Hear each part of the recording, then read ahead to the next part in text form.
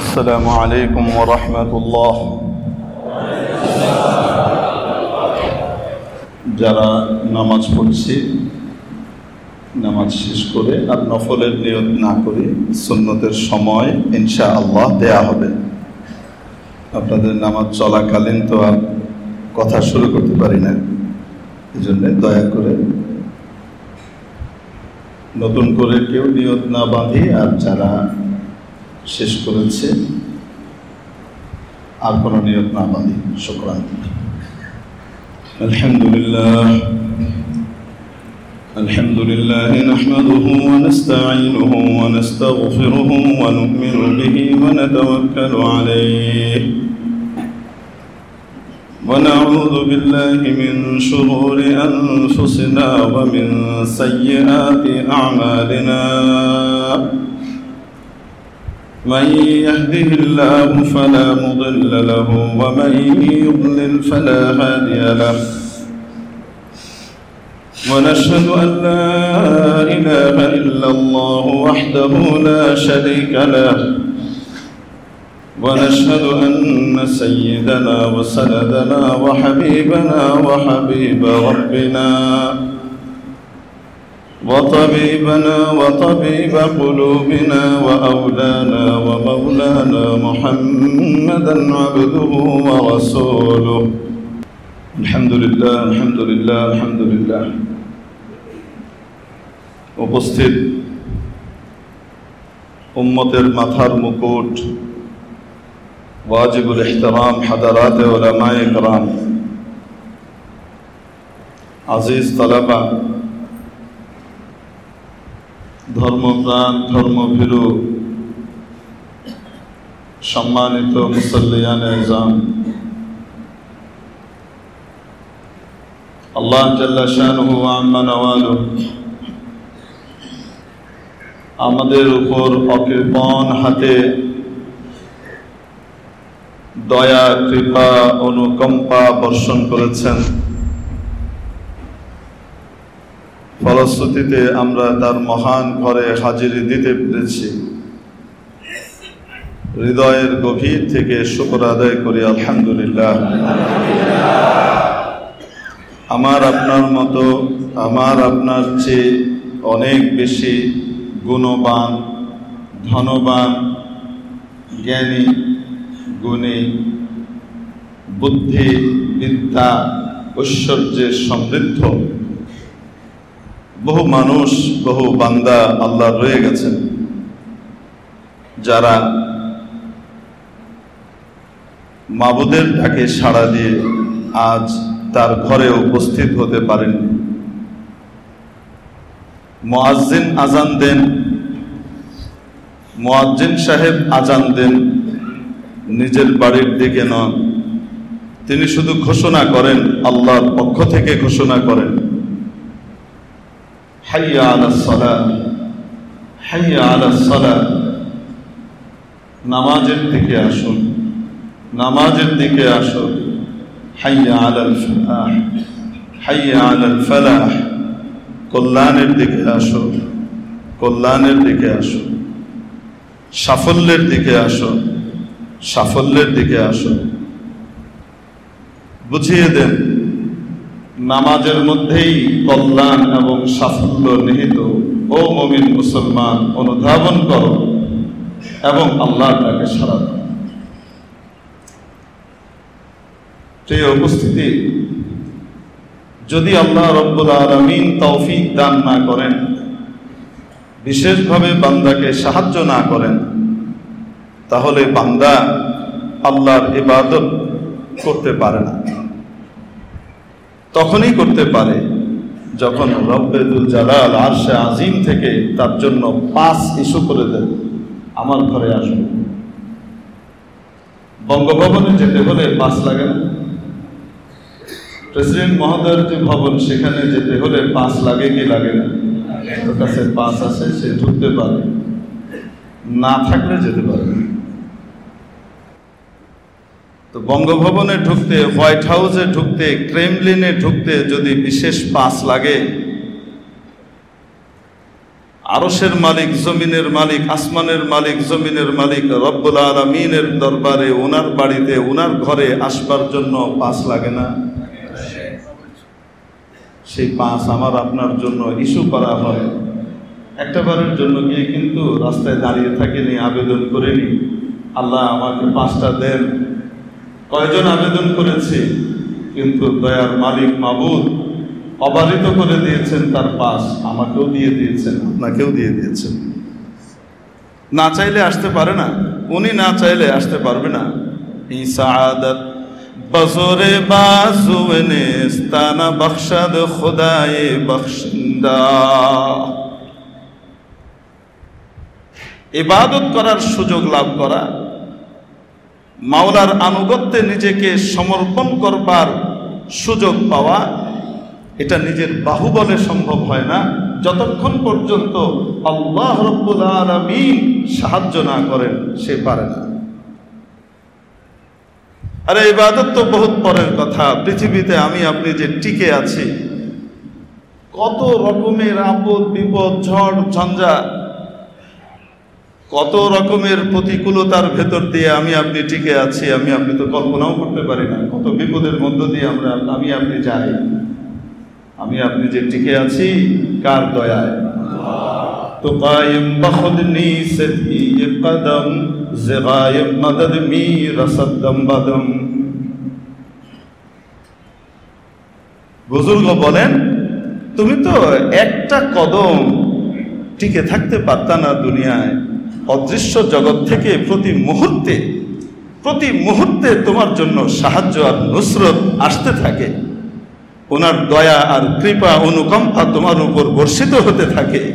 উনি চারিদিক থেকে তোমাকে হেফাজত করেন, তাই তুমি টিকে আছো। প্রতিটা মানুষ, শুধু মুসলমান না, মুসলিম হোক অমুসলিম হোক, হিন্দু হোক খ্রিস্টান হোক বৌদ্ধ হোক, আস্তিক হোক নাস্তিক হোক, আল্লাহকে মানব চাই, আল্লাহকে গালি দেখ,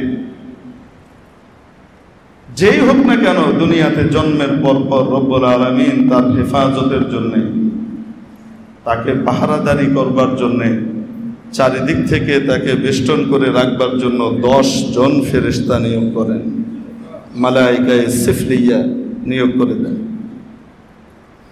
এই 10 জনের কাজ থাকে চারিদিক থেকে তাকে বেষ্টন করে রাখা। এমন কোন বিপদ, এমন কোন সমস্যা যেটা মাওলায়ে পাক তার জন্য লিখেননি, তার বরাদ্দে লিখেননি, সেই বিপদ তার কাছে যেন আসতে না পারে, এটার জন্য রব্বুল আলামিন শুধু আদেশ জারি করলেই তো হতো, একজন ফেরেশতা দিলেও তো হয় নাকি না?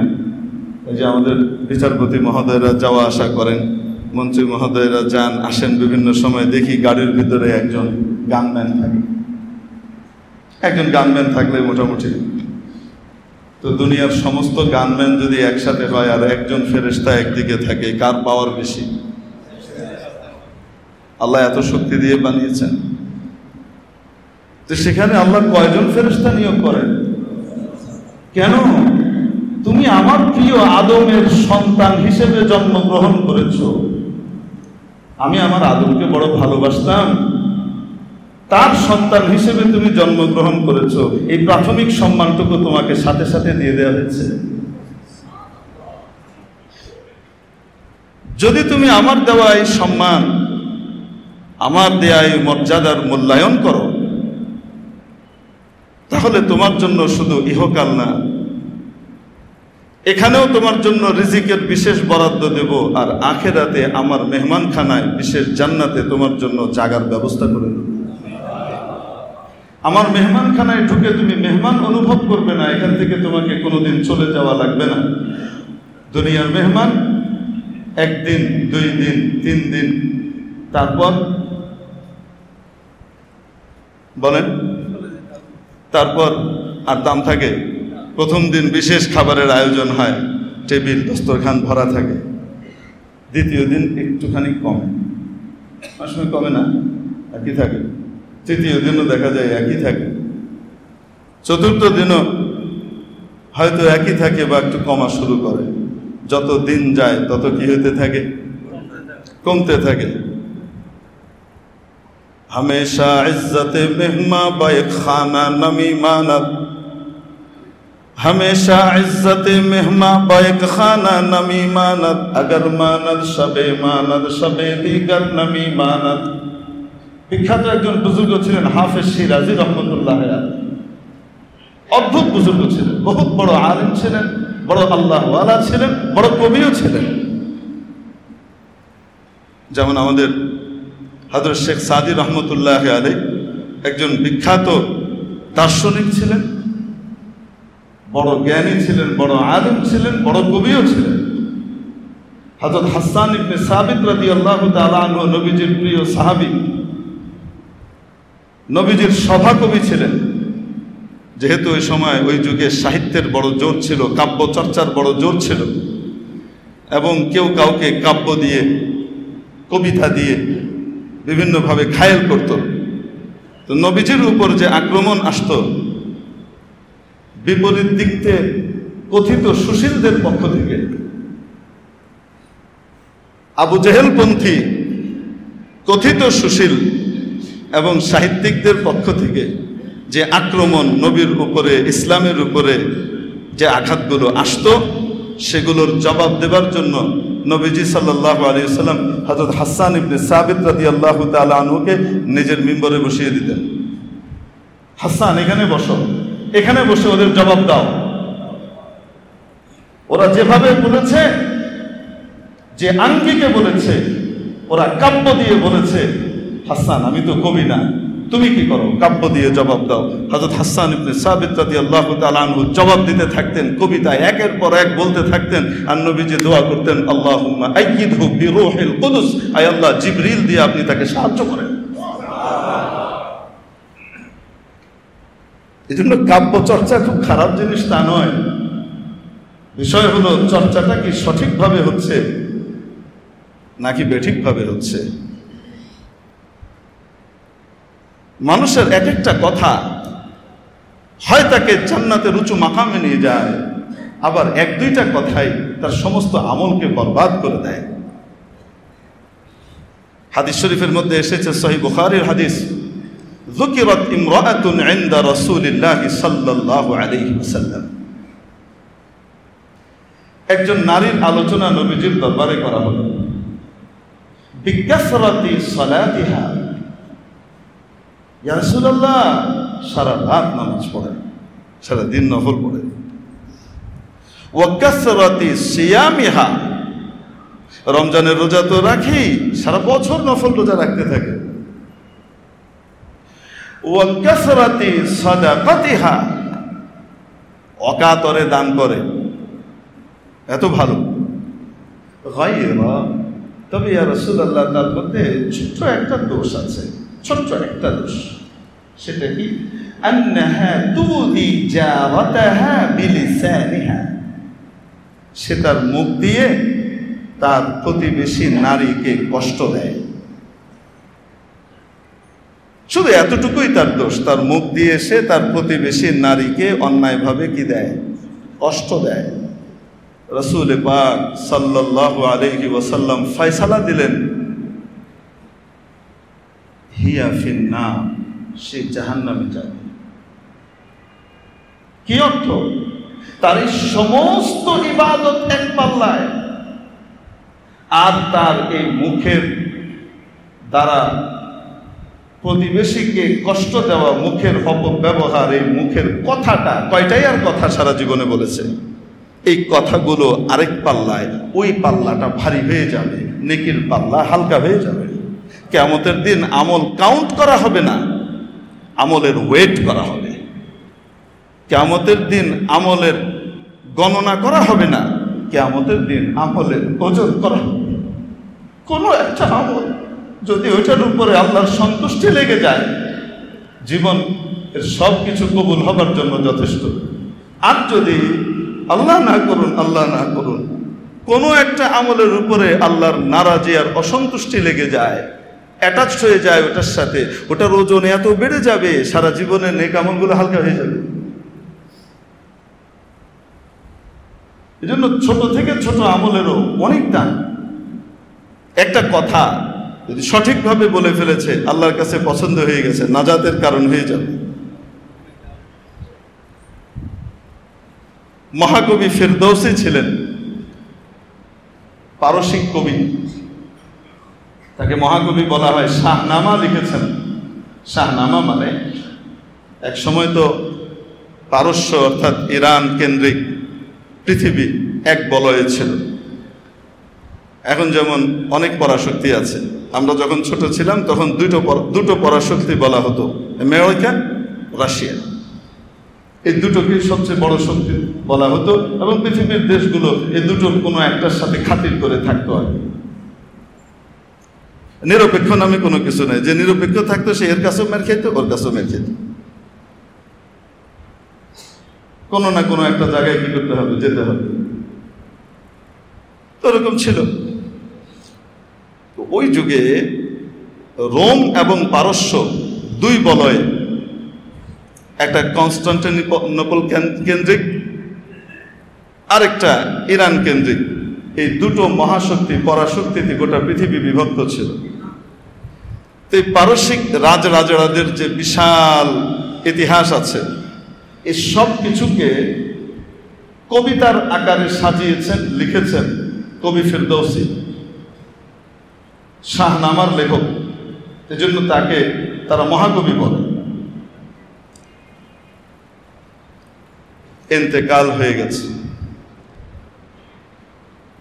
মুরব্বী এসছেন, জায়গা করে দেন। তো উনি কাব্য চর্চা করতে গিয়ে সব সত্য কথাই তো লিখেছেন নাকি? রাজরাজড়াদের ব্যাপারে যখন কথা লেখা হয়, রাজাদের ব্যাপারে, প্রেসিডেন্টদের ব্যাপারে, এদের ওদের ব্যাপারে যখন কথা লেখা হয়, আপনারা কি বলেন? সব সত্য কথাই তো লিখতে হয় নাকি? আরে কয় না কেন? কয় জি। আরে আমরা দুনিয়ায় আছি না বাইরে আছি?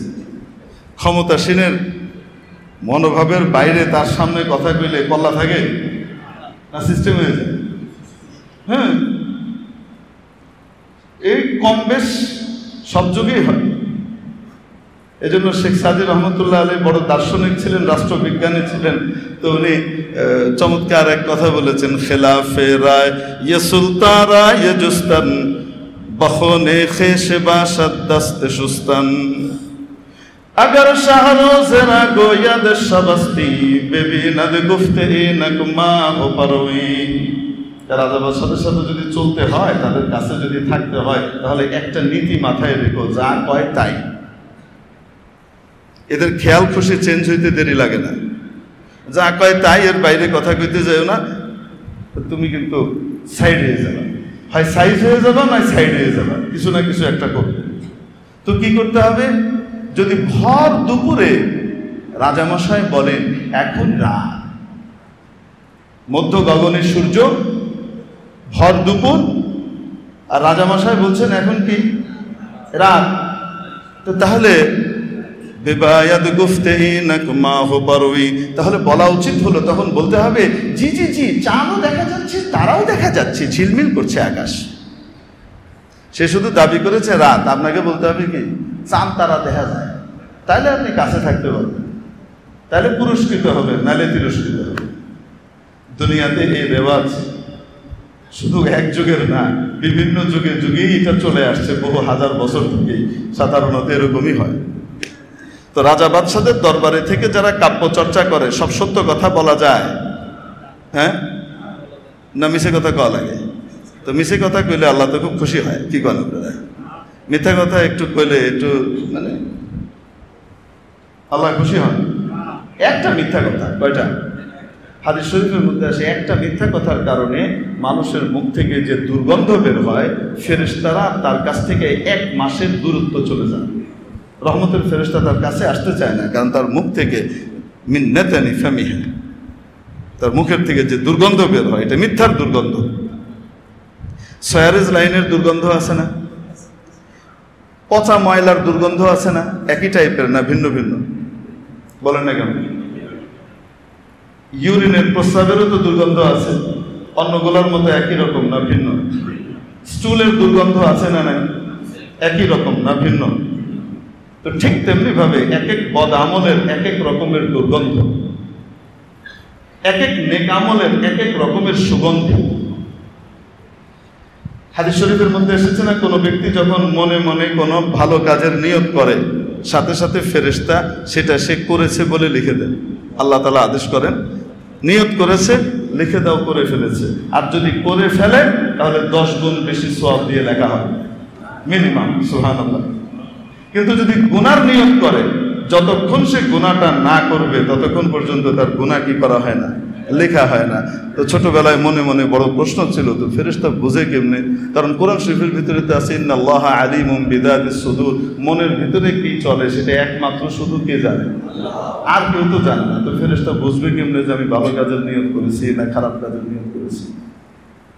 পরবর্তীতে যখন আল্লাহ তাআলা কোরআন সুন্নাহর ইলম দান কিছুটা দান করলেন আর পড়া শুরু হলো, তখন যে দেখি আল্লাহু আকবার, যখন কোনো মুমিন বান্দা একটা ভালো কাজের নিয়ত করে, ওই ভালো কাজের একটা সুগন্ধি আছে,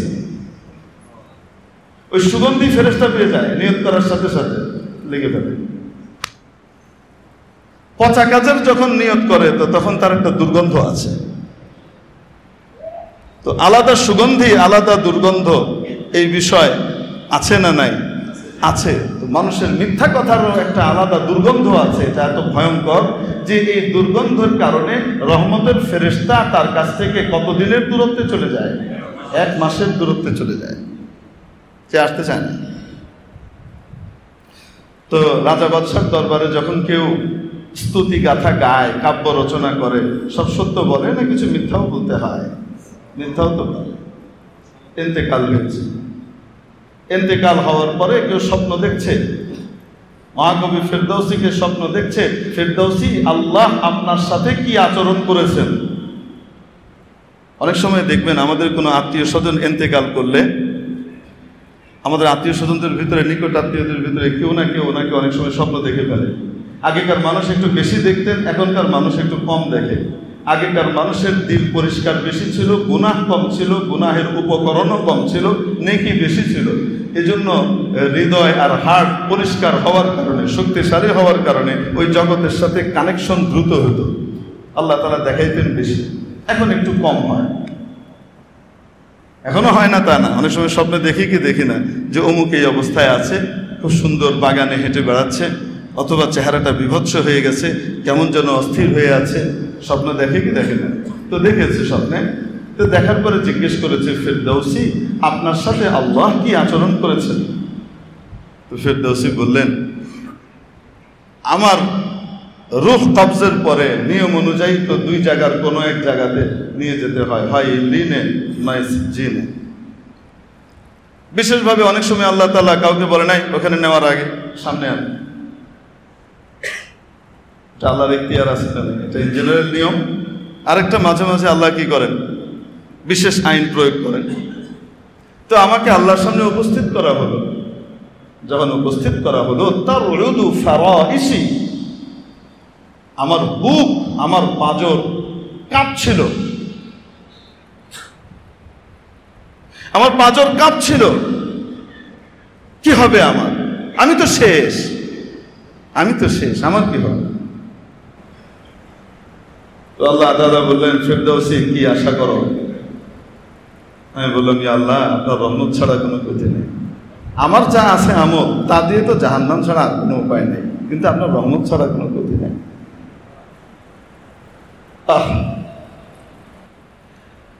উম্মাতুন মুযনিবাতুন ওয়া রাব্বুন গফুর। রাসূল পাক সাল্লাল্লাহু আলাইহি ওয়াসাল্লাম যখন মেরাজে গেলেন এবং জান্নাত জাহান্নামের দর্শন করলেন, আল্লাহ দেখালেন, তিনি বলেন জান্নাতের প্রধান ফটকের উপর আমি কয়েকটা লাইন দেখতে পেলাম, 3টা লাইন। তার ভিতরে একটা লাইনের ভিতরে লেখা ছিল উম্মাতুন মুযনিবা, উম্মত গুনাহগার, ওয়া রাব্বুন গফুর, আর আল্লাহ মহাক্ষমাশীল। উম্মত গুনাহ করে আর আল্লাহ মাফ করেন। যখন মানুষ আল্লাহর কাছে মাফ চায়, ভুল বুঝে আর তওবা করে, আল্লাহ তাবারাকা ওয়া তাআলা তার বিশাল বিশাল গুনাহ মাফ করে দেন, কেউ কল্পনা করতে পারে না। এবং হাদিস শরীফের মধ্যে এসেছে ইয়া ইবনা আদম লাউ বালাগাত খাতায়াকা আনান আস-সামা, ও বনি আদম, তোমার গুনাহ তুমি কত করতে পারবে? মনে করো করতে করতে পৃথিবীটা ভরে ফেলেছো, এত গুনাহ তো করতে পারবে না যে গোটা পৃথিবীর সব জায়গায় তুমি গুনাহ করেছো। মনে করো করে ফেলেছো, মহাশূন্য ভরে ফেলেছো, তোমার গুনাহ ভরতে ভরতে ভরতে ভরতে আকাশ পর্যন্ত পৌঁছে গেছে তোমার গুনাহ। সুম্মা আতাইতানি ওয়ালা তুশরিকু বি শাইআ, এরপরে তোমার বোধোদয় হলো, আর তুমি আমার কাছে আবার ফিরে আসলে অনুতপ্ত হলে। শুধু একটা শর্ত, যে আমার সাথে তুমি কাউকে শরীক করো না, আমার সাথে তুমি কাউকে শরীক করো না, আমার ক্ষমতায় তুমি কাউকে শরীক করো না, আমার ক্ষমায় তুমি কাউকে শরীক করো না, আমার ঔদার্যে তুমি কাউকে শরীক করো না, আমার রুবুবিয়াতে আমার উলুহিয়াতে তুমি কাউকে শরীক করো না। এইভাবে তুমি আমার কাছে এসে শুধু মাফ চাইলে, তুমি আমার কাছে মাফ চাইলে, আতাইতুকা মিনাল মাগফিরাহ, তুমি যে পরিমাণ গুনাহ নিয়ে আমার কাছে এসেছিলে আমি তার চেয়ে অনেক বেশি পরিমাণে ক্ষমা নিয়ে আমি তোমার দিকে ধাবিত হব। ওয়ালা উবালি, ওয়ালা উবালি, আর আমি যে তোমাকে ক্ষমা করব এটাতে আমি কারো পরোয়া করি না, কারো পরোয়া করি না। কেউ আমাকে জিজ্ঞেস করবে এই ক্ষমতা কারো নাই, কেন আমি মাফ করেছি, আমার বান্দা আমি মাফ করেছি, তোমার কি? ভাবখানা এই নবী পাক আলাইহিস সালাতু ওয়াস সালামের বক্তব্যের, যে আল্লাহ রাব্বুল আলামিন বলবেন যে আমি মাফ করেছি, তোমার কি? ওয়ালা উবালি। তো উম্মত তো গুনাহ করে, আমরা গুনাহ করি, হাগু ছাড়া পেট নাই, গুনাহ ছাড়া উম্মত নাই। মানুষ আছে তো তার পেটের ভিতরে দুর্গন্ধ নোংরা জিনিস আছে না নাই?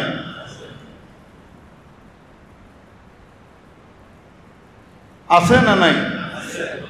আর উম্মত হলেই তার ছোট হোক বড় হোক কোনো না কোনো গুনাহ অবশ্যই হবে।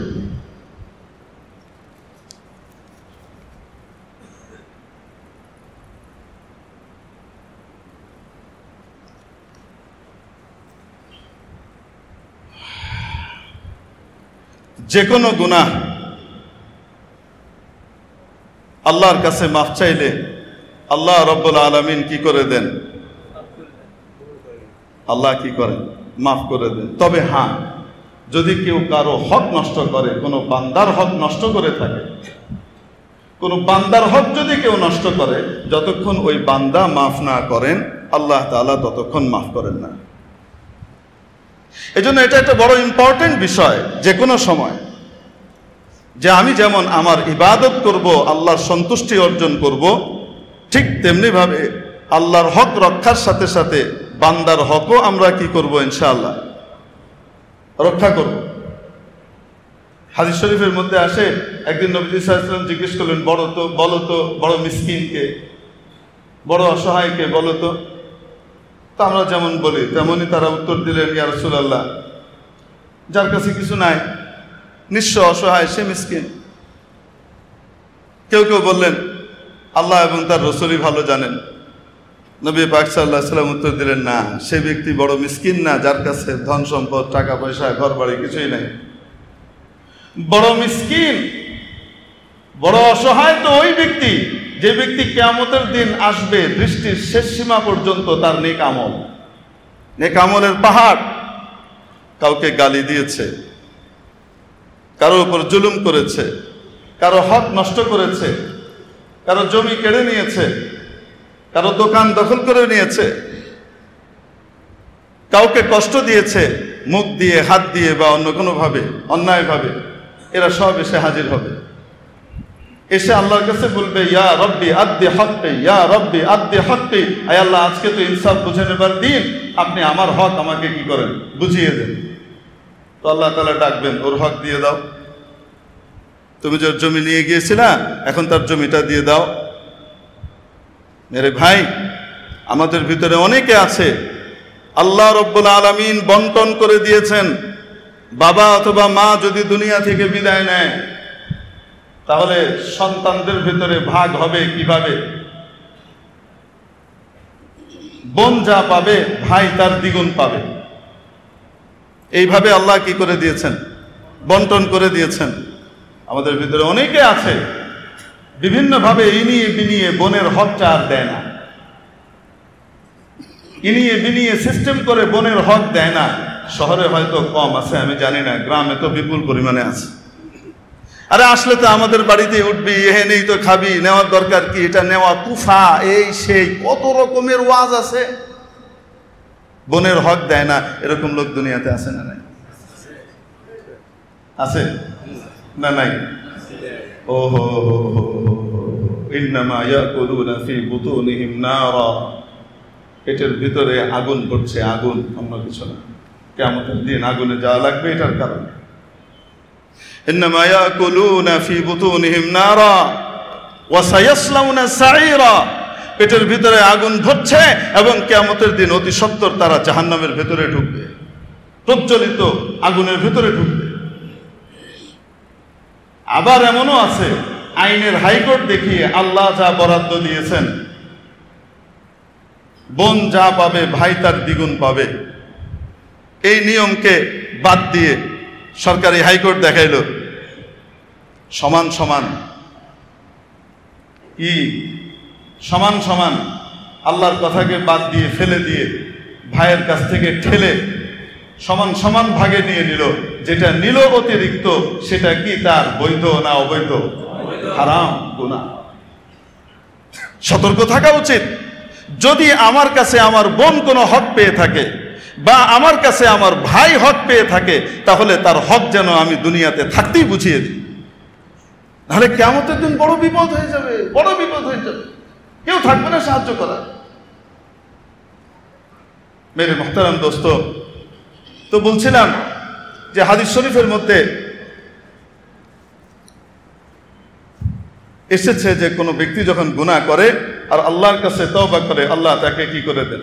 মাফ করে দেন। তবে বান্দার হক, সেটা যতক্ষণ বান্দা মাফ না করে ততক্ষণ পর্যন্ত আল্লাহ কি করেন না? মাফ করেন না। আর সেদিন যে বলবে ইয়া রাব্বি আদ্দি হাক্কা, ইয়া আদ্দি হাক্কা, আমার হক দাও, ইয়া আল্লাহ আমার হক দেন, আল্লাহ তখন বলবেন আদ্দি হাক্কা, তার হক আদায় করো। ওখানে না জমি আছে, না জিরাত আছে, না টাকা আছে, না পয়সা আছে, না বিল্ডিং আছে, না ফ্যাক্টরি আছে, না কোনো কিছু আছে, কি দিয়ে দিবে? সে বলবে আল্লাহ আমি কোত্থেকে দিব? দাও, নেক আমল দিয়ে দাও, যতটুকু, যতক্ষণ এই পরিমাণ নেক আমল দাও, এই পরিমাণ নেক আমল দাও। তো নবীজি সাল্লাল্লাহু আলাইহি সাল্লাম বলেন ওই নেক আমল থেকে সে দিতে থাকবে। ওই যে মিসকিনের কথা মনে আছে না? সবচেয়ে বড় মিসকিনকে দিতে থাকবে, দিতে দিতে দিতে দিতে দিতে দিতে এক পর্যায়ে শেষ, তার নেক আমল শেষ, এখনো পাওনাদার বাকি। তারাও দাবি করবে আমার হক দেন, ইয়া আল্লাহ আমার হক দেন, আমার হকটা বুঝাই দেন। তখন আল্লাহ তাআলা বলবেন নেক তো নাই, তো কি করো? পাওনাদারের গুনাহগুলা নিতে থাকো। নিয়ে আসছিল নেকির পাহাড়, দৃষ্টির শেষ সীমা পর্যন্ত নেকি, আর এখন গুনাহ নিতে নিতে নিতে দৃষ্টির শেষ সীমা পর্যন্ত গুনাহ আর গুনাহের পাহাড় নিয়ে জাহান্নামের ভিতরে যাবে। ওই লোক হলো আসল মিসকিন, কারণ তার কিছুই নাই, সেদিন সাহায্য করার কেউ থাকবে না। মেরে মুহতারাম দোস্ত, এই জন্য নেক আমল করতে হবে, নেক আমলের হেফাজতও করতে হবে। আমার আমল যেন আরেকজন না নিয়ে যায়। তো আল্লাহ তো মাফ করার, আল্লাহ রহম ছাড়া তো কেউ বাঁচতে পারবে না। তো কবি ফেরদাউসি দাঁড়িয়ে আল্লাহর সামনে বলছে ইয়া আল্লাহ আপনার রহম ছাড়া তো কোনো গতি নাই, আমার তো কিছুই নাই, আমার যে আমল সে দিয়ে অবধারিত জাহান্নাম। এই পর্যায়ে স্বপ্নের মধ্যেই কথা হচ্ছে। তুমি বলেন যে আল্লাহ তাআলা আমাকে বললেন ফেরদাউসি উল্টো পাল্টার তো কোনো শেষ নাই তোমার, তবে তোমার দুইটা লাইন আমার কাছে সংরক্ষিত আছে। যে দুইটা লাইন যখন তুমি বলেছিলা তখন তোমার মনের ভিতরে আর কিচ্ছু ছিল না, তোমার মনের ভিতরে দুনিয়ার কোনো চাওয়া পাওয়া ছিল না, শুধু আমার ভালোবাসায় বুঁদ হয়ে আমাকে খুশি করার জন্য, আমার শুকরিয়া আদায় করবার জন্য তুমি শুধু আমার জন্য ওই লাইনগুলা লিখেছিলা। ওই কথাটা আমি আমার কাছে রেখে দিয়েছি। তো এই দুইটা লাইন আল্লাহ দেখাইলেন, দুইটা শের দেখিয়ে বললেন এই দুইটা রুসিলায় তোমাকে মাফ করে দিলাম। তো কথা তো দুইটা লাইনের ছিল, যে দুইটা লাইন দিয়ে মাপ পেয়ে গেছে। কোনটা দিয়ে মাপ পাবে বলা তো যায় না। তো কি কথা ছিল? सताइश कुनम ए जदे पाकेरा, सताइश कुनम ए जदे पाकेरा के गोया वबीना कुनद खाकेरा बमूरे देखद मालश न रहे शेर कुनद पुष्य बरपेले जंगे दलेर। আমি প্রশংসা করছি, আমি স্তুতি গাইছি, আমি গুণগান গাই সেই মহান সত্তার, যিনি সামান্য মাটির দলাকে বলার এবং দেখার শক্তি দান করলেন। সামান্য মাটির দলা ছিল, হযরত আদম আলাইহিস সালামকে তো মাটি দিয়ে তৈরি করেছে আল্লাহ তাআলা। সেই মাটির দলার ঔরসে আল্লাহ এমন ক্ষমতা দিলেন যে আল্লাহ তাআলা তার ভেতরে দেখার এবং বলার ক্ষমতা দিয়ে দিলেন। এখন মাটির দলা বলে, নাপাক পানির ফোঁটার ভিতরে কারিগরি চালালেন, এখন সে বলে, সে দেখে, সে দৌড়ায়। এই ক্ষমতা কে দিয়েছেন? আল্লাহ। আল্লাহ। আর শুধু বানিয়েই ছেড়ে দিয়েছেন তা নয়, প্রত্যেকের রিজিক সময় মতো তার কাছে পৌঁছিয়ে দিচ্ছেন। তিনি না হাতির রিজিক দিতে ভুল করেন, না বাঘের রিজিক দিতে ভুল করেন, না কোনো পিঁপড়ের রিজিক দিতে তিনি ভুলে যান। সামান্য তুচ্ছ এক পিঁপড়ের মুখের রিজিকও উনি পৌঁছান, বিশাল হাতির যে খাবারের যোগান সেটাও তিনি দেন। এবং এত বিশাল হাতিকে ছোট্ট মানুষের অধীনস্থ করে দিয়েছেন যে আল্লাহ আমি তার কি করি? প্রশংসা করি। তো বললেন, ফেরদাউসী, তোমার এই কথাগুলো আমার কাছে বড় ভালো লেগেছে, এবং এটার সময় আর অন্য কোনো কিছু তোমার দিলে ছিল না, শুধু আমার সন্তুষ্টি ছিল, তাই আমি তোমাকে মাফ করে দিই। তো একটা কথাতে মানুষ বেঁচে যাবে। আবার ওই মুখের অপব্যবহারে ওই মহিলা এত নেক আমল করা সত্ত্বেও জাহান্নামের দিকে চলে যাচ্ছে। তো কবিতা বা কাব্য রচনা যেটা হয়, এটা যদি সহিভাবে হয়, ভালোভাবে হয়, তাহলে এটা দোষণীয় নয়। কিন্তু যদি নাকি উল্টা পাল্টা ভাবে হয়, তাহলে ডান্ডা কিন্তু মাটিতে পড়বে না।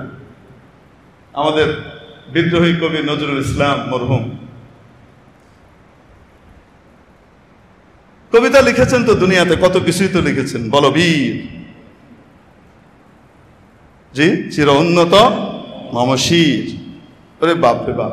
এরপরের কথাগুলোর ভিতরে রূপক অর্থে বলা, সেই রূপক অর্থকে যদি আমরা আবার আক্ষরিক অর্থে নিই, তাহলে ওনাকে মুশরিকও বলতে হবে, কাফেরও বলতে হবে। কিন্তু কবিরা যখন কাব্য রচনা করেন, তো সেই সময় সবকিছু আক্ষরিক অর্থে বলেন না। কিভাবে বলেন? রূপক অর্থে ব্যবহার করেন। যত বেশি রূপক বিষয় থাকে, তত বেশি কাব্য এবং সাহিত্যের মান কি হয়? বৃদ্ধি পায়। এটা সকলেই জানে, আপনারাও জানেন, জ্ঞানীগুণী মানুষ। কিন্তু অদ্ভুত এক কথা বলেছেন, এবং আমার মনে হয়, আমার বিশ্বাস যে কথাটা দিল থেকে বলেছিলেন, মাবুদ কবুল করে নিয়েছে। মসজিদেরই পাশে আমায় কবর দিও ভাই, যেন আমি মুয়াজ্জিনের আযান শুনতে পাই। মসজিদের পাশেই কবরটা আছে, তা কি হয়নি? ঢাকা বিশ্ববিদ্যালয়ের যে কেন্দ্রীয় মসজিদ, এই মসজিদের পাশেই কার কবর? জাতীয় কবি, বিদ্রোহী কবি মরহুম কাজী নজরুল ইসলাম সাহেবের কবর।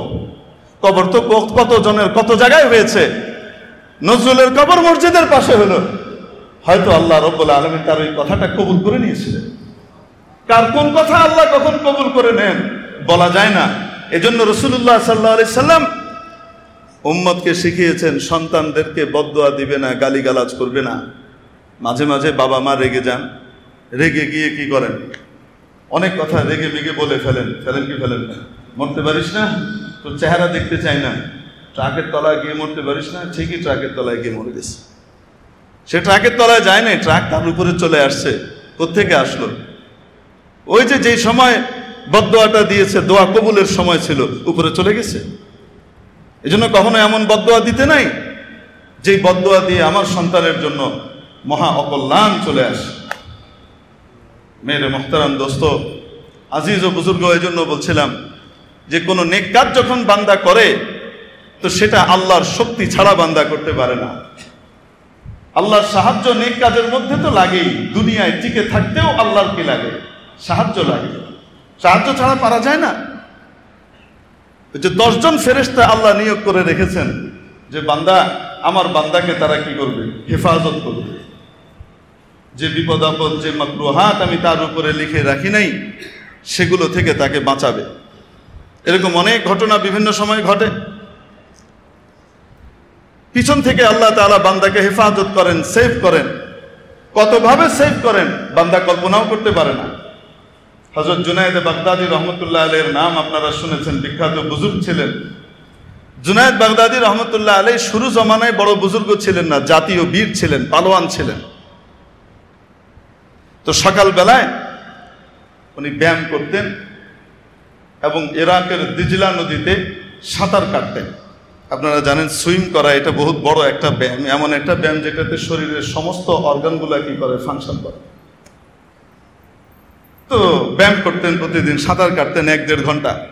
একদিন সাঁতার কাটতে গিয়েছেন, তখন ফজরের নামাজ তো পড়তেন না, আলো আধারি, আবছা আবছা অন্ধকার, আবছা আলো। হঠাৎ দেখেন একটা কাঁকড়া বিছে, মরুভূমির কাঁকড়া বিছে পানি থেকে দূরে থাকে। তার নেচারের ভিতরে আল্লাহ এটা দিয়ে রেখেছে। যেমন নাকি ছাগল, আপনি টেনেও তাকে পানিতে নিতে পারবেন না, যাবে না সে, তার নেচারে আল্লাহ দিয়ে রেখেছেন। তুমি পানির কাছে যাবে না, পানি খাবে টাবে কিন্তু যাবে না। তো কাঁকড়া বিছে এভাবে পাড় দিয়ে নিচে নেমে আসছে নদীর তীরে। উনি খুব বিস্মিত হলেন, আরে কাঁকড়া বিছে, এ তো পানি থেকে দূরে থাকে, এ পানির কাছে আসছে ব্যাপার কি? অদ্ভুত ব্যাপার হলো, উনি হঠাৎ দেখলেন একটা কচ্ছপ মাথা উঁচু করে ঠিক ওই একই সমান্তরাল রেখা ধরে তীরের দিকে যাচ্ছে, যে রেখাতে কে নামছে? কাঁকড়া নামছে। এবং ওখানে গিয়ে সে পিঠ ভিড়িয়ে দিল, লাফ দিয়ে কাঁকড়া তার পিঠে উঠল। সরি আফান, এই কাঁকড়া বিছে আর কি, বিচ্ছু তার পিঠে উঠল। এবং এই কচ্ছপ বিচ্ছুকে পিঠে করে নিয়ে এপার থেকে ওপারে যাচ্ছে। উনি দেখে খুব অবাক হয়ে গেলেন, আশ্চর্য কারবার, এই দুজনের ভিতরে সংযোগ হলো কিভাবে? উনি কৌতূহলী হয়ে সাঁতার কেটে কেটে ফলো করতে লাগলেন এই কচ্ছপকে। কচ্ছপ ওপারে গেল, বিচ্ছু ওপারে নেমে উপরে ওঠা শুরু করলো। উনি বিচ্ছুর পিছন পিছন যেতে লাগলেন। যেতে যেতে সামনে দেখেন এক জঙ্গলের মতো জায়গা, জঙ্গলের ভেতরে ঢুকছে মেঠো পথ, সেই মেঠো পথ দিয়ে ঢুকছে হলো এই বিচ্ছু। একটু পরেই যে দেখেন বড় একটা ফাঁকা জায়গা, জঙ্গলের মাঝখানে সবুজ ঘাসের চাদর বিছানো, এক তাগড়া যুবক শুয়ে আছে মাঝখানে, আর সেই যুবকের মাথা লক্ষ্য করে বিচ্ছুটা যাচ্ছে। উনি অস্থির হয়ে গেলেন, ইয়াল্লাহ, এই বিচ্ছু যদি তাকে দংশন করে তে তো মারা যাবে, ভয়ঙ্কর বিষ।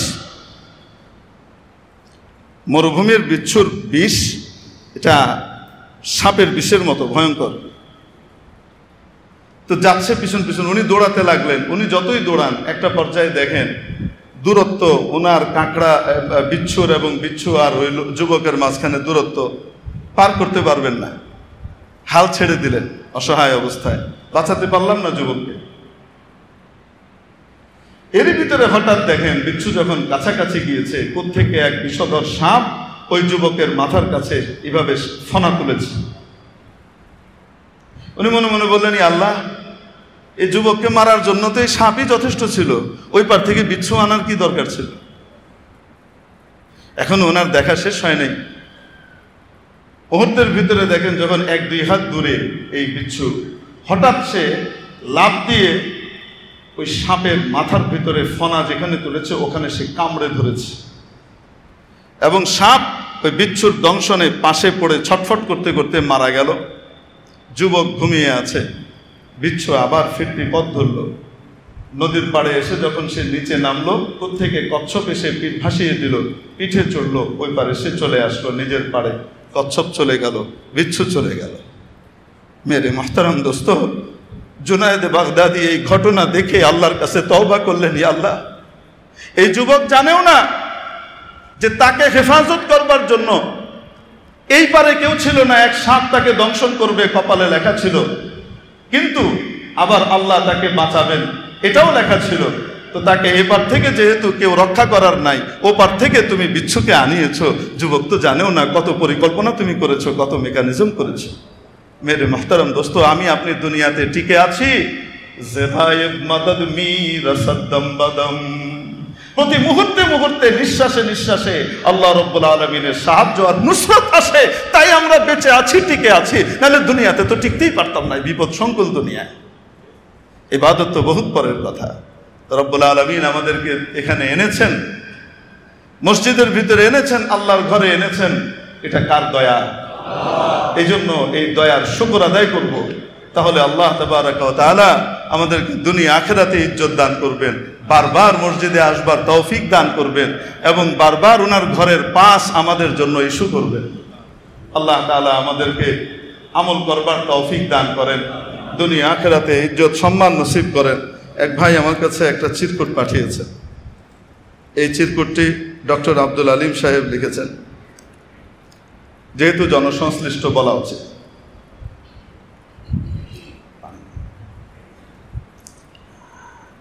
এবং হাদিস শরীফের মধ্যে এসেছে, রাসূল পাক সাল্লাল্লাহু আলাইহি সাল্লাম একবার দাঁড়িয়ে দাঁড়িয়ে ওনার স্ত্রীর সাথে কথা বলছিলেন। তখন অন্ধকার হয়ে গেছে, দাঁড়িয়ে দাঁড়িয়ে ওনার বিবির সাথে কথা বলছেন। দুই সাহাবী পাশ দিয়ে যাচ্ছেন, উনি দেখে ওই দুই সাহাবী চলে যাচ্ছেন, ওনাদেরকে উনি ডাকলেন, এদিকে আসুন। জি ইয়া রাসূলুল্লাহ। উনি বললেন, এ আমার স্ত্রী সাফিয়া, আমি আমার স্ত্রীর সাথে কথা বলছি। সাহাবীরা বললেন, ইয়া রাসূলুল্লাহ, আমরা আপনাকে নিয়ে সন্দেহ করব? ইয়া রাসূলুল্লাহ, কল্পনাতেও তো নাই। উনি বললেন যে না, এটা বলে দিতে হবে। বলে দিলাম, কারণ না হলে শয়তান তোমার ঈমান নিয়ে খেলা করতে পারে।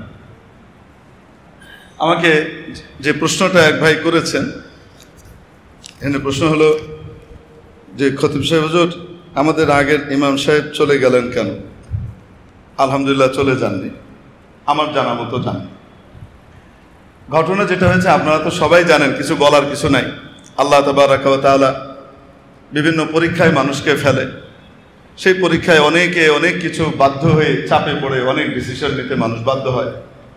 যখন সেই চাপ সরে যায়, তখন কিন্তু তাদের ভিতরে সেই পেরেশানিটা আর আল্লাহর রহমতে থাকে না। অনেক সময় অনেক ডিসিশন আমরা নিই, যে ডিসিশন স্বাভাবিক অবস্থায় আমরা নিতাম না, কিন্তু নিতে বাধ্য হতে হয় পরিস্থিতির চাপে পড়ে।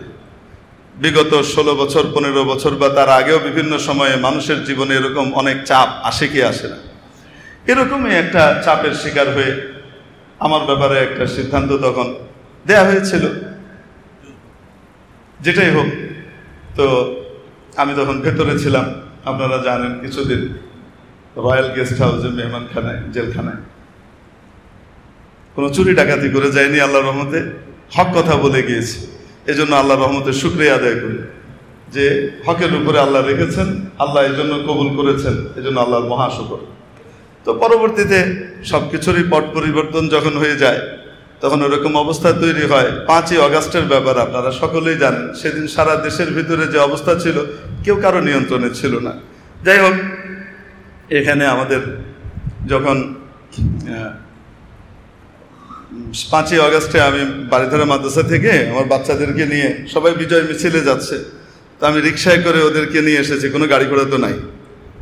3টার দিকে রওনা হয়েছে, এখানে এসে পৌঁছাতে পৌঁছাতে প্রায় মাগরিব হয়ে গেছে। মাগরিবে বাসায় ঢোকার পরে মাগরিব এশার মাঝামাঝির সময় আমার মুসল্লিয়ান ইকরামের ভিতর থেকে আপনাদের এখানকার প্রবীণ মুসল্লিদের কেউ কেউ ফোন করেছেন যে হুজুর এশার নামাজটা এসে পড়ান, আমরা চাচ্ছি। সব জায়গাতেই হয়ে গেছে, আপনি আসেন। তো আমি বলেছি, আমি তো এভাবে আসতে পারি না, আমি কিভাবে আসি? তোরা বলেন ঠিক আছে, তাহলে হুজুর আমরা নিয়ে আসি। বললাম হ্যাঁ, যদি আপনারা এসে আমাকে নিয়ে যান সেটা ভিন্ন কথা, এটা হলো মুসল্লিদের ব্যাপার। তো কিছু মুসল্লিয়ান কেরাম ওখানে গেলেন আমার ওখানে। আমাকে যখন ওনারা বলেছেন তখন 7:45 কাছাকাছি হবে, আগ পর হবে, আমি ঠিক বলতে পারবো না সময়টা। 7:30টার আগে না, আবার 8টার পরেও না, 7:45 এই সময়কার ভিতরে। এরপরে ওনারা গেলেন এবং আমাকে নিয়ে আসতে গেলেন যখন, তখন 8:15 বাজে। 9টায় নামাজ আপনারা জানেন, আজান হয়ে গেছে তখন। তো 10-12 জন মুসল্লিয়ান কেরাম উপরে গেলেন আমাদের ইকবাল রোডেরই।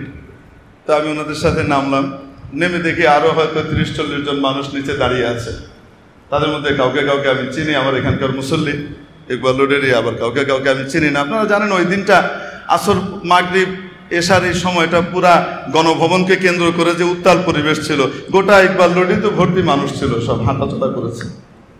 যাই হোক, ওনারা যখন আমাকে নিয়ে রওনা করেছেন, এদের ভিতরে কেউ কেউ স্লোগান দিয়েছে। একজন লোক প্যান্ট শার্ট পরে একজন লোক স্লোগান দিচ্ছে, আমি যতই তাকে মানা করছি, ভাই বন্ধ করেন, এটা কোনো তরিকা না, বন্ধ করেন, বন্ধ করেন। কে শুনে কার কথা? কোনো কথাই শুনে না।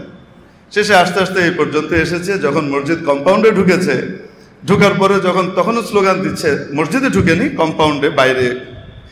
তো তখন আমি আসলে, আমার কাছে খুব খারাপ লেগেছে, আমি রেগে বলেছি যে আমি এই মুহূর্তে এখান থেকে বেরিয়ে চলে যাবো, আমি মসজিদে ঢুকবো না। এটা কেমন কথা? তো তখন বন্ধ করেছে। এটা ছিল বাস্তবতা। আলহামদুলিল্লাহ, আমি কোনো এখানে আসার জন্য নিজ থেকে এসেছি এমন না, মুসল্লিয়ানে কেরাম নিয়ে এসেছেন, এবং যে কথাগুলো অনেকের কাছে কেউ কেউ পৌঁছিয়েছে এবং তারা এটাকে বিশ্বাসও করেছেন, বা মানুষ যখন বলছে, কারণ মিছিলের আওয়াজে তো মনে হয়েছে না জানি কি। তো সেই হিসাবে যে হুজুর ছাত্র নিয়ে এসেছেন, আলহামদুলিল্লাহ, হুজুরকে ছাত্র আনা লাগে না। আপনাদের হুজুরকে আপনারা যে পরিমাণ মহব্বত করেন, এটার জন্য বাইরের কেউ দরকার নেই। আলহামদুলিল্লাহ যথেষ্ট। আমার ইকবাল রোডের মানুষই যতটুকু মহব্বত করে, আমার পুরনো নতুনরা সবাই যথেষ্ট। আলহামদুলিল্লাহ। কি বলেন আপনারা? আলহামদুলিল্লাহ, আল্লাহর শুকর। তারপরে যেটা হয়েছে, মসজিদে এসেছি এবং এখানে আলোচনা হলো। ওনারা বললেন যে আমরা হুজুরের পিছনে ইনশাআল্লাহ হুজুরকে আমরা হারিয়েছিলাম একটা চাপের কারণে, আলহামদুলিল্লাহ আবার সেই পরিবেশ আমরা ফিরে পেয়েছি, আমরা ইনশাআল্লাহ হুজুরকে নিয়ে আবার চলবো। এবং ঘোষণা করে দিলেন যে হুজুরের জায়গাতে যেখানে ছিলেন খতিব সাহেব হিসেবে সেই হিসেবে থাকবেন, এবং আমাদের পেশ ইমাম সাহেব হুজুর হযরত মাওলানা মুফতি সাইদুজ্জামান সাহেব দামাত বারাকাতুহুম, উনি যেখানে ছিলেন ওখানেই থাকবেন। প্রত্যেকের জায়গায় থাকবেন। কাউকে আমরা এখান থেকে বের করা বা এই জাতীয় কোনো কিছুর চিন্তা ভাবনা আমাদের নাই। ঘটনা এতটুকু হলো।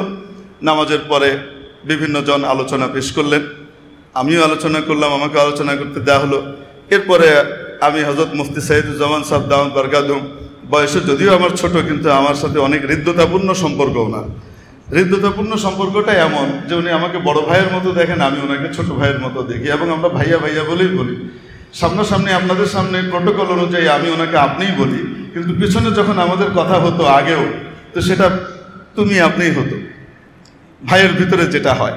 এবং উনিও খুব সুন্দর আলোচনা করলেন, সকলের সামনেই বললেন, আপনারা অনেকেই ছিলেন, যে আলহামদুলিল্লাহ আমার সাথে অনেকে তো আপনারা ওনাকে খতিব সাহেব হুজুর বলেন, কেউ হুজুর বলেন, কিন্তু আমি কিন্তু ওনাকে সবসময় ভাইয়া ভাইয়া বলি। আমরা কিন্তু ভাই ভাই, আমাদের ভিতরে বড় মহব্বত। এবং আমি সেই 2 তারাবি মিস করি আজীবন। উনি নিজেই বলেছেন যে 2 তারাবি আমি আর উনি একসাথে এখানে পড়িয়েছিলাম। তারপরে রমজানে ওনাকে কি করা হয়, নিয়ে যাওয়া হয় রমজান মাসে, আর আমরা পাইনি। তো আমাদের এই দুজনের কম্বিনেশনটা বড় অসাধারণ ছিল। আলহামদুলিল্লাহ ওনার সাথে আমার সম্পর্ক আমি মনে করি এখনো পর্যন্ত অত্যন্ত উষ্ণ এবং ভালো, কোনো সন্দেহ নেই। মজলিস শেষ হয়ে গেল। এর পরের দিন উনি আমার কাছ থেকে 2 দিনের ছুটির কথা বললেন, যে ভাইয়া আমার মাদ্রাসায় একটু সমস্যা আছে, একটা সমস্যা ওনাদের মাদ্রাসায় হয়েছে, সেই অনুযায়ী আপনি আমাকে একটু 2 দিনের ছুটি দরকার, এখানে মিটিংয়ে থাকা লাগছে। আমি বললাম ঠিক আছে থাকো। তো এখানে 2 দিন পার হয়ে এরপরে জুমা গেল। শনিবার দিন যখন 4র্থ দিন আসলো, তখন আমি ফোন করলাম। ওনার 3টা নম্বর আমার কাছে আছে, 3টা নম্বরে আমি 6-7 বার মোটামুটি সব মিলিয়ে ফোন করেছি। তো উনি সম্ভবত আরাম করছিলেন বা কিছু একটা হবে, রিসিভ করতে পারেননি। হয়তো পরে উনি লিস্ট চেকও করেননি, এই জন্য পরে হয়তো ব্যাকও করতে পারেননি। তো আরও কিছু 2-3 দিন পরে আমি জানতে পারলাম যে ওনার মনে অভিমান আছে। এটা শোনার পরে আমার কাছে মনে হলো যে আমরা 2 ভাই যদি ঠিক থাকি, পৃথিবীর কেউ নাই আমার এই এলাকাকে ডিভাইড করতে পারে। আর যদি আমাদের ভিতরে কোনো কিছু ঢুকে যায়, তো তাহলে শয়তান এটাকে নিয়ে খেলবে। তো আমি সাথে সাথে ডিসিশন নিলাম যে আমি ওনার কাছে যাব, এবং আমার মুরব্বীরা যারা এখানে ছিলেন ওনাদেরকে আমি বললাম যে আমি ওনার কাছে যাব, আমি ওনাকে যেয়ে নিয়ে আসবো ইনশাআল্লাহ। তো ওনারা বললেন হুজুর আপনি কেন যাবেন, আমরা যাব। আমি বললাম না, আপনারা যাবেন আপনাদের ব্যাপার, কিন্তু আমি যাব, কারণ এটা বহুত বড় সওয়াবের জিনিস, বহুত বড় সওয়াবের জিনিস, আমি যাব। তারপরে আমি গেলাম, আমার সাথে আরও 4 জন মোটামুটি এখান থেকে গেলেন আমাদের সাথে, বড় বড় মুরব্বীদের। তো ওনার বাসায় গেলাম, বাসায় গিয়ে পাইনি। এরপরে ওনার মাদ্রাসায় গিয়েছি, যেখানে উনি বসেন, ওনার সেই রুমে আমরা গিয়েছি। 25 মিনিটের বেশি মোটামুটি আমি অপেক্ষা করেছি। খবর পাঠানো হয়েছে, সম্ভবত ওনার কাছে খবর পৌঁছেনি। পরবর্তীতে আমি যেটা জেনেছি, উনি জানতে পারেননি যে আমরা ওখানে গিয়েছি। দুর্ভাগ্যজনকভাবে আমাদের সাথে ওনার দেখা হয়নি। আর পরবর্তীতে এখনো পর্যন্ত ওনার কোনো ফোন আমি এখনো পাইনি। তো পাই আর না পাই, ইনশাআল্লাহ আমি তো চেষ্টা করবো। আমাদের দুই ভাইয়ের ভিতরে কোনো রকমের কোনো, আমি মনে করি কিছু নাই। আর যে কোনো সময় ওনার জন্য এই জায়গা যেভাবে উনি ছিলেন সেভাবেই ওনার জায়গা অবারিত আছে, এবং উনি আমাদের ইমাম, পেশ ইমাম হিসেবে থাকবেন, এটাতে কোনো রকমের দ্বিমত না আমার দিলে কখনো ছিল, না কারোর দিলে আছে বলে আমি মনে করি। উনি আমাদের অত্যন্ত প্রিয় ভাজন একজন মানুষ, এবং মসজিদে থেকে উনি অনেক আল্লাহ রহমতে মুসল্লিদের জন্য এবং মাদ্রাসার জন্য অনেক কাজ উনি করেছেন। আল্লাহ তাআলা ওনার এই কাজকে কবুল ও মঞ্জুর করেন। আল্লাহ তাআলা এক একজনকে দিয়ে এক এক কাজ করান। এই মসজিদটা যখন মাত্র দোতলা ছিল, ফয়সালা হলো মুসল্লিদের জায়গা হচ্ছে না, আমাদের ফাউন্ডেশন দিয়ে করা দরকার। প্রথমে 6 তলার সিদ্ধান্ত হলো, তারপরে ডিসিশন হলো যে আমাদের পরবর্তী প্রজন্ম আসবে, বাড়াতে পারবে না, এজন্য ফাউন্ডেশন বেশি করে দেওয়া হোক। 9 তলার ফাউন্ডেশন দিয়ে করা হলো। প্রায় 13-14 কোটি টাকা আমাদের এই 5 তলা করতে এবং অন্যান্য কাজে খরচ হয়েছে ওই সময়। তো আমাদের ফান্ডে ওই সময় ছিল 1 লাখ প্লাস। আল্লাহ তাআলা এই বাকি পুরা টাকা জোগাড় করে দিয়েছেন, আপনাদের দিলের ভিতরে ঢেলেছেন, আপনারা সেই টাকাগুলো দিয়েছেন। হয়তো আল্লাহ তাআলা তার এই অধম বান্দাকে আপনাদেরকে কিছু বলার জন্য গ্রহণ করেছেন, কবুল করেছেন, আমরা বলতে পেরেছি। তো এটা যেমন হয়েছে আলহামদুলিল্লাহ। উনি আসার পরে আমার অনুপস্থিতিতে আমি ওনাকে বলেছিলাম যে আমাকে তো মাদ্রাসাটা করতে দিচ্ছে না, কেউ কেউ বাধা দিচ্ছে, তো তুমি আল্লাহ নামে এটা করো। আমরা 3টা পিলার করে ফেলেছিলাম ওখানে কলাম, তারপরেও বিভিন্ন চাপ দিয়ে বন্ধ করে দেওয়া হলো। পরে আল্লাহর রহমতে উনি কাজ করে আমাদের এই দোতলা মাদ্রাসাটা সুন্দরভাবে হয়েছে। আপনারা কি নারাজ না খুশি? আমরা প্রত্যেকের জন্য দোয়া করি, আল্লাহ তাআলা প্রত্যেককে তার অবদান অনুযায়ী কি করেন, বিনিময় দান করেন, পুরস্কৃত করেন। তো এখানে কোনো কনফিউশন থাকার কিছু নাই, জুনাইকে বের করে দেওয়া হয়নি, আলহামদুলিল্লাহ। এতটুকু তো পরিষ্কার হয়েছে। জাযাকুমুল্লাহু তাআলা খায়রাম ওয়া খায়রাল জাযা। মুহতারাম মুসল্লিয়ানে কেরাম, ছোট্ট একটি কথা আমরা আরজ করি। আমরা সকলে মিলে মিশে এই এলাকাটাকে সুন্দরভাবে সাজাতে চাই এবং সকলে মিলে মসজিদটাকে এগিয়ে নিতে চাই। আপনারা কি আমাদের সাথে একমত? ইনশাআল্লাহ তাআলা সেভাবেই এই যে নির্বাচন কমিটি, দ্বন্দ্ব, বিভাজন, এই জিনিসটাকে মিলিয়ে আমরা যদি সবাই মিলে মিশে আমাদের পূর্ববর্তী মুরব্বীরা যারা ছিলেন, যারা আরো কাজ করেছেন, যারা আরো নতুন আছেন উদ্যোগী, সবাই মিলে মিশে যদি আমরা একটা কাজ করতে পারি, এটা কি ভালো হবে না? ইনশাআল্লাহ আল্লাহ তাআলা কবুল করেন, যেন সুন্দর কিছু আমাদের সামনে আসতে পারে এবং সেটার দ্বারা যেন আমরা কিছু কাজ করতে পারি। ওয়া আখিরু দাওয়ানা আলহামদুলিল্লাহি রাব্বিল আলামিন। 4 রাকাত ক্বাবলা জুমা সুন্নাত পড়ে নিন।